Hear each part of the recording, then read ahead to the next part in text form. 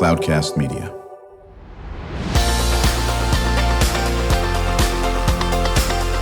Drew Schlosberg Spotlight on the Community Show, amplifying the voices of social impact organizations, entrepreneurs, local nonprofits, and other community champions who shape the culture, creativity, and connectivity of San Diego. Brought to you by Mission Fed Credit Union, bringing good things to San Diego for over 60 years. Learn more about what is good for you and good for all by visiting www.missionfed.com. I'm Drew Schlosberg of Cloudcast Media, and nice to have back in the studio with us today is Diana Macis, Protective Services Program Manager of the County of San Diego's Child and Family Wellbeing Department, and that's part of the San Diego County's Health and Human Services Division, correct? Correct. It is. Hi, Drew. Thank you doing? for having us back. Good to have you back over here. And you brought a friend of yours, a colleague of yours, a resource parent. We're going to get into what all that means, and that's Ann Pascal. How you doing there, Ann? Great. Thank you for asking. Thank you for coming in. I appreciate that. You guys survived some of this storm that came out of nowhere? Yes. We left our office also and started pouring. Unbelievable pouring, and I think my associate producer Brandon Job was talking about it. We even got hail today, for God's sake. So sometimes I wonder, did they move San Diego to the Midwest? And I overslept on that one. I know. Exactly. Diana, talk a little about the mission of what you folks do in your department. So Child and Family Wellbeing is the department that oversees and assessing risk and safety for youth in care that need to be in care. Sorry, I should say that. Right. We take calls from the public when there are concerns expressed regarding a child's safety. I think that's pretty much it in a nutshell. Right. So when you get a call, are you getting it from a family member? Are you getting it from a school? Are you getting it from, a pediatrician? All of the above? Where do you get them? Yeah, all of the above. There are people in the community that are considered mandated reporters. So if they come across a situation where they're suspecting some type of abuse of a child, then they do need to report. It can be family members also calling in to the hotline. Teachers as well. Teachers are mandated reporters, yes. My daughter's a teacher, and that's exactly right. Teaches in the Poway School District. So then do the calls come into you, or do they come into another division and then they get trickled down to you? How does that work? So, yes, we have a hotline, what's called the Child Abuse Hotline, and those filter in through that system. And then the Child Abuse Hotline has a team there that assesses whether this call, or sometimes it comes through email, is something that would rise to the level of abuse or neglect. And they make that decision, and then they will filter that out to our regional teams. Right. And now, do you work with groups like the San Diego Center for Children and organizations like that as well? We work with many organizations we partner with, just depending where the case is, what the situation is, what the need is for the family as well. So we have a lot of different partners we work with. Right. And correct me if I'm wrong on this. I think the ultimate was we want the child to eventually make it back to the family, correct? I mean, yes. that's the thing. The family realizes, hey, we need to either change our behavior or whatever the case may be. But we want them together, correct? Yes, that's our number one goal, is if we have to remove a child from the care of their parent or parents, we want them to reunify. We want this family to heal and be together again and be happier, healthier, and safer.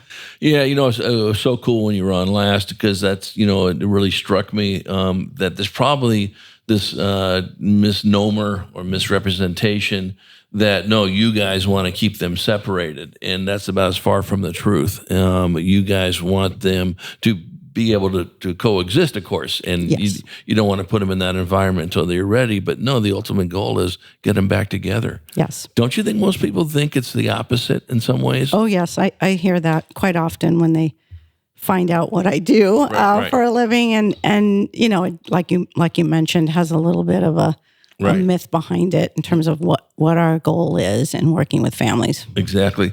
So, Ann, what's a resource parent? So a resource parent is once they establish that the child needs to be in a safe environment till the family can work things out, they're going to come to my house, another resource parent's house. And our job is to work not only with that child, but with their family. I've met some wonderful family that have reunified, and the most important thing for resource parents is not to judge and to be there for not only that child, but for their family too, and hopefully be successful in reunification. Bless your heart, you've been doing it for 35 years. Yes. That is just amazing. They should erect a statue for you and other people that are doing that. So walk me through the situation. So you will get a call from Diana's group, I guess, or something to that effect, and say, we have a child that we'd like you to be a resource parent. Is that how that works? Absolutely. And usually it's a couple hours before the child comes to my home. So they'll call and say, we have this, say, 3-year-old, and, they need a place. And so you go get that child. And I like to speak with the parents within 24, 48 hours, if that's appropriate, from the social worker. And so we're just always ready to welcome that child into our homes. So you sometimes only have 3 hours of notice? Oh, yes. Really? So is that a requisite of resource parents, Diana? That they have to be ready at, obviously, if she couldn't do it, she'd let you know, right? Because they're traveling to Timbuktu. Right. Or they get, okay. Yeah, so we have a list available of resource parents that are ready, that are either approved. Gotcha. Many times, the removals, we want to look for family members first. So we're trying to identify family members. There is a process that we're doing an emergency assessment if a family member has been identified, so that child can quickly go into that relative home. Right. So when you folks do the investigation, it looks like this child needs to be taken out of the home. The child is taken out of the home. Where do they go before they go over to Mary Ann's? Well, it depends on the case. Sometimes they kind of know, they have a little bit of time to plan that, so they haven't actually physically removed the child. Gotcha. Trying to maneuver right timelines, and it depends on the circumstances. We're not even involved. Maybe it's law enforcement where they walk into a situation and they remove. In that circumstance, they would go to our Polinsky Children's Shelter in the interim. Right, exactly. Yeah. And then they would go over. So how many children have you been a resource parent of? For over 400. Oh my goodness, you're unbelievable. And Diana said she was going to bring somebody on unbelievable, and that's it. Is it one at a time? Is it sometimes depending on how many kids are in that family? Right. It depends on what you're certified for. Okay. So I'm certified for 3, so I can have 3 at a time. Sometimes I have 1, sometimes I have 3. So it just all depends. But if you had 3, are they all from that same family? Not always. If it's a sibling group, of course, we want to keep siblings together. But how interesting that is. So let's say if you had 3 at a time. Oh, yeah. From 3 different families. Mm-hmm. So you've now got to. This is amazing. There needs to be more stuff written about resource parents and all this. It sure does. Or talk about it, on this. So then, what are the age groups that you usually have, or it really depends? I've taken all ages, but primarily 0 newborns picking up from the hospital up to 5.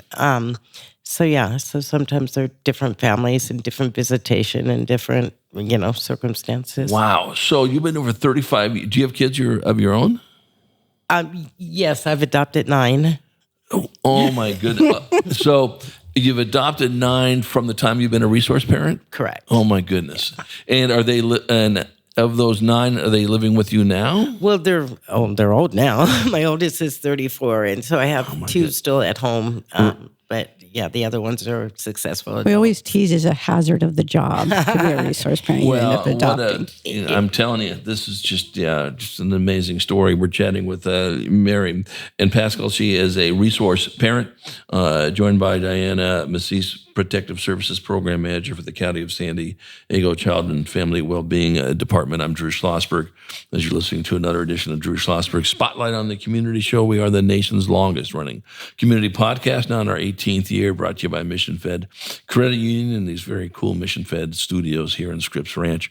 Mission Fed for 6 decades has been doing great things, working with people in San Diego County in all different areas, education, literacy, human welfare, you name it, they're involved in it. I just find this just really fascinating.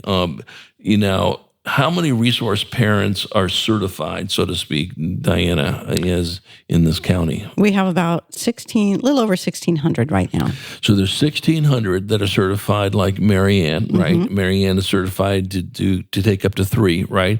Are some you can only have 1, or how does that work? Yeah, so it depends. We call it, we determine capacity as they're going through the approval process based on, their physical structure of their home. How many rooms do they have? How many beds can fit in a bedroom? There are certain guidelines, state guidelines around that, but those workers determine based on the rooms, how many rooms, how many kids they could have capacity to care for. Right, exactly. Are we short on resource parents? Do we need more? Or 1,600 is, I think that was the number you're saying, is about right? We need more like Mary Ann. Yeah. Well, my goodness. Yeah. I mean, I think we need a lot more like Mary Ann. Yes. Out of that 1,600, something to consider is that some of those, we use the term resource parent for whether you're a relative or not, because the approval process is the same. Right. Some of those are relatives. That's right. But I think the need is really finding resource parents who are willing to take the kids that we need homes for, our teens, our large sibling groups, children that may have medically fragile issues or mental health. Right. And that's where our struggle has been more recently, is really targeting that recruitment and getting the word out that we need a home. Those kids need homes, not institutions, not group homes, right? 100%. Maybe for a little bit of time to help support them, but in the long run, we really need home settings for our kids. Right. So, Mary Ann, when you have a kid, of course, it varies over the 35 years you've been doing it. Is there a time frame that I've had the child? Is it, a month, 8 months, a year, 2 years? How does that work? Or is that all over the board? It's all over the board. It depends on the case, and just, a lot of times when you think, okay, reunification is going to happen next month, and then something happens and it's set back. So I think what's really important for resource parents to understand is once they commit to a child, they need to commit to that child regardless. There's no saying, you're going to have this 3-year-old for 6 months, and so you plan a vacation. It doesn't work like that. Right. So the commitment, I think, is very, very important. Right. I just, to me, just fascinating what you folks do in this. Is this pretty much the same in other major cities or any cities around? What you folks do, is it unique, what we do? No, I think in California, I can speak for California because the process is the same. Right. Yes, it would be. And I think nationally, we see from other states and other counties the same challenges in terms of recruitment. Homes that we need for the youth. We're all seeing the same thing. Right. So again, you were saying, Mary Ann, what you like to do, obviously depending on the situation, is once you have the child, is within 24 to 48 hours, meet with the family. Okay. And so how I'm sure those have gone good for the most part. Maybe not as great in this aspect of it. Obviously, you're very good at what you do. Is your idea? Is the kid ever bewildered? Why obviously, if the kid's an infant, was very bewildered. But I mean, if there's a 5-year-old, will they say, "Why am I out of the home?" Absolutely, and they're devastated, regardless of what kind of situation they came from. That's right. So and like you said. When I do talk to the parents right away, a lot of times I'm cussed out. They're angry, and we have to allow them to have that grieving process too. Sure. But yes, the children are usually very devastated. Right. And so when they get back to, are you the one that makes that assessment over to Diana and say, listen, I think the child is ready now to go back to the family? Who makes that assessment? That would be the social worker, the attorney, the judge. Yeah. As a social worker, we get information from if Mary Ann and I are working a case, for example, I'm going to get input from her on how the child's doing. But I'm also helping support the parents in their case plan about what do they need to do to mitigate the circumstances that brought this family to our attention. Right. So it's a partnership. We make recommendations to the court. The ultimate decision is the judge of whether ordering to go home or a trial visit, whatever it is. The ultimate decision maker is the judge, juvenile court judge. Right, but I got to imagine with your folks' experience, obviously, in working with someone like Mary Ann, if the answer is, I think we're ready. Yes, they usually go with, Yeah, there'd be no reason not to. We come back from break. I want to talk more about this and some of the, the supports you give to folks like Mary Ann when all of a sudden there's 3 new bodies in the house in this aspect of it. And then Mary Ann, would love to get from you, what advice do you have from people that don't have any clue to what a resource parent is, why it is so fulfilling? I imagine it is. You've been doing it for 35 years and literally a poster child for this, which is so cool. And then Diana, as we did in the first interview, what can our listeners, when we come back from break, what can they do to support your efforts and so forth? Because this is one of the most important, because you guys are so life-changing to that family, obviously, and even more importantly, maybe to some extent, the kid as well.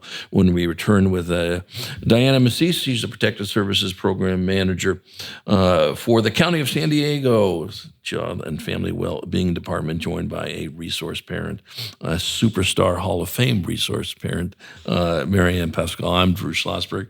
You're listening to another edition of Drew Schlosberg Spotlight on the Community Show, brought to you by Mission Fed Credit Union. We will be right back. When you do your banking with Mission Fed, you get great rates on auto and home loans. That's good for you, but something good also happens for a lot of other people. We're not for profit, so we put money back into the community to help lots of great nonprofits to keep San Diego strong. So you're not just getting something good, you're doing something good. Come to Mission Fed. It's banking that's good for all.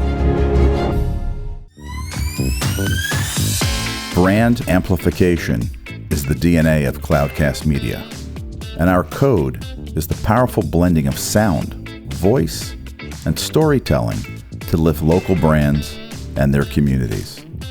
Whether it is our Brandcast, Schoolcast, or Causecast platforms, the unifying ethos is all about this community, the one you call home. If you dare to dream and want to explore the brand amplification of Cloudcast, a national leader in local podcasting and other Winfluence strategies, please visit us at cloudcast.us.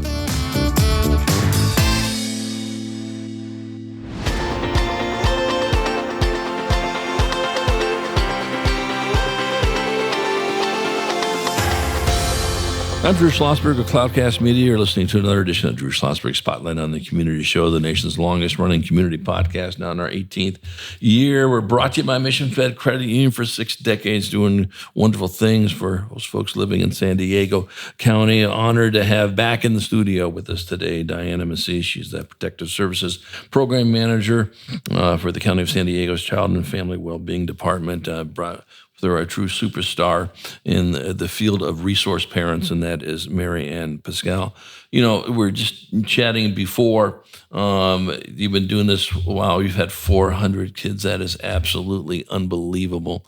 And they are the beneficiary, as are the families of your benevolence and your strength, your brightness, and everything that goes with it in this area. What would you tell parents that may be considering being resource parents if they're on the fence?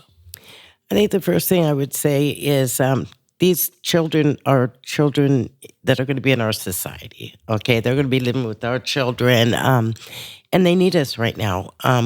Be the village. Yes, it is hard. I think one of the most important thing, if you're going to get into this, is realize your focus and your purpose is to reunify a family. And working with not only the child, but the whole family, and educating yourself and learning how to deal with children that have been traumatized, because all of our children have been. It's one of the most fulfilling, but it can be very heartbreaking because we're loving that child for a year, and all of a sudden they go home. And we have all kinds of classes and support groups for resource parents to deal and process those feelings because they're very real. But it is one of the most amazing things to know that you are a part of that child's life and a lot of times putting that family back together. So of those 400 kids, okay, and those numbers of families that have been reunited, thanks to you, of course. How many of those you stay in touch with? It's really wonderful. I had some brother and sister in the late 90s, and they found me, and they're now in their late 30s. And we got together over the last summer, and they had so many memories. They were with me almost 3 years back then.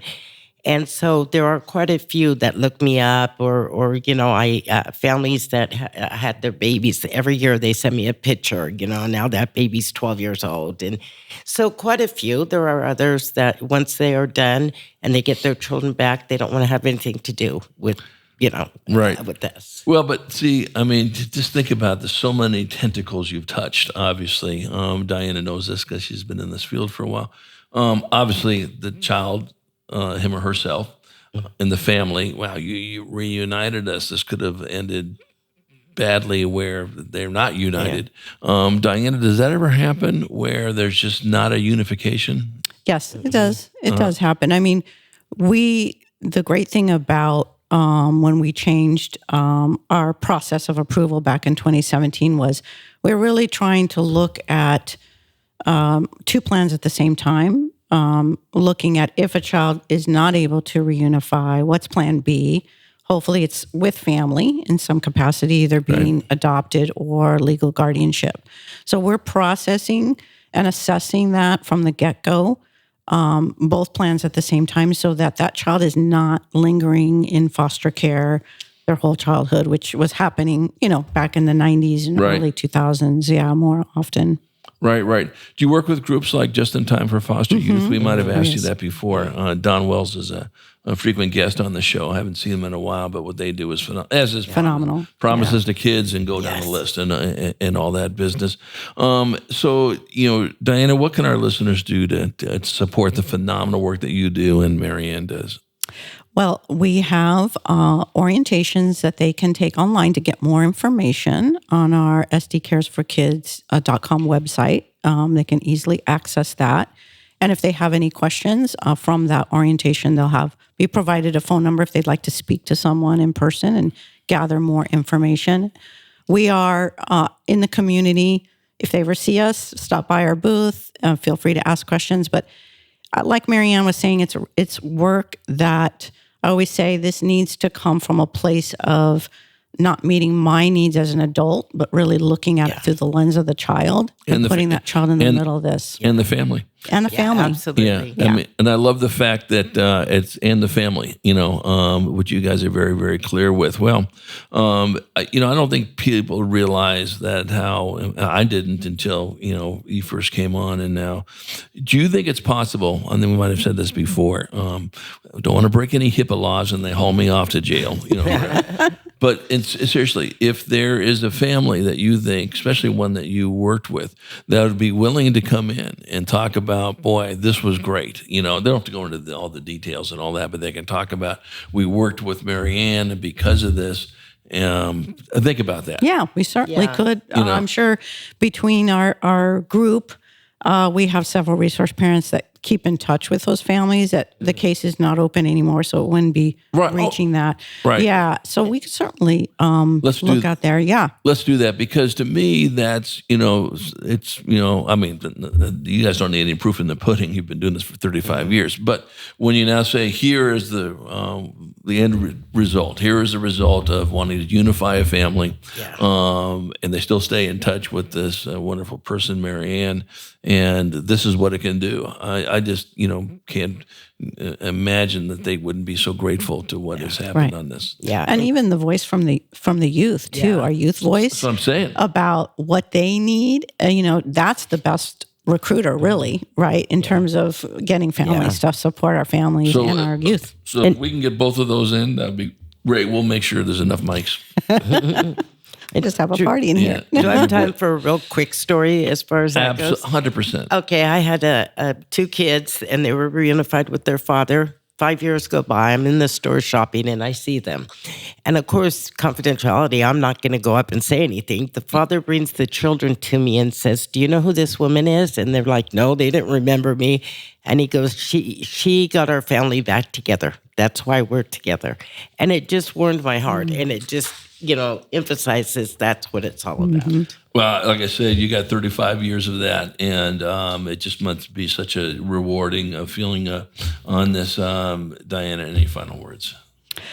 No, we just appreciate you having us on to tell, especially Marianne, be able to tell her experience, and her story is so powerful. We appreciate the time. We can't do enough of this, and we're going to look forward to when you come back in with the family and one of the kids you've gone through on this. But wishing you, both you folks, nothing but continued success in this, and bless your heart for what you do. Thanks so much. Oh, thank you. You bet. I'm Drew Schlosberg. You've been listening to another edition of Drew Schlosberg Spotlight on the Community Show. We've been chatting with Diana Macis, Protective Services Program Manager for the County of San Diego Child and Family Wellbeing Department, joined by an absolute true superstar resource parent, Ann Pascal. And we're brought to you by Mission Fed Credit Union. We hope you enjoyed the show. You've been listening to an episode of Drew Schlosberg's Spotlight on the Community Show, amplifying the voices of social impact organizations, entrepreneurs, local nonprofits, and other community champions who shape the culture, creativity, and connectivity of San Diego community. Brought to you by Mission Fed Credit Union, bringing good things to San Diego for over 60 years. Learn more about what is good for you and good for all by visiting www.missionfed.com.